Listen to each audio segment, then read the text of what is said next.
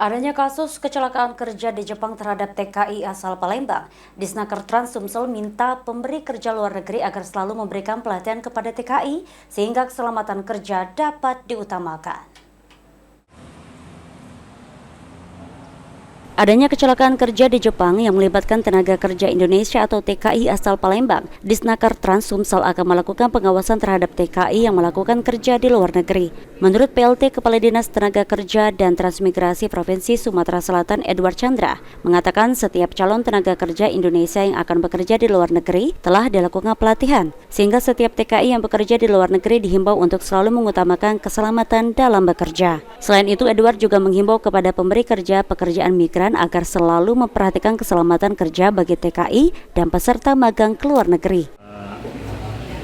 Karena ya kecelakaan kerja itu bisa terjadi di mana saja, tapi tetap mengantisipasi sesuai dengan kapasitasnya, pelatihan yang telah diterima untuk bisa diterapkan sehingga safety pengamanan itu bisa dikedepankan.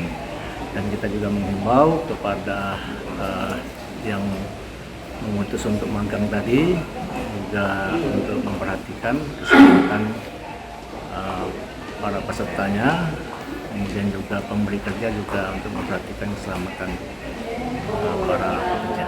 Sementara berdasarkan data Balai Perlindungan Migran Indonesia atau BP3MI Provinsi Sumatera Selatan, pada tahun 2024 pekerja migran Indonesia yang berangkat sebanyak 598 orang dengan tujuan negara mayoritas ke Malaysia dan Jepang. Eki Saputra, PAL TV.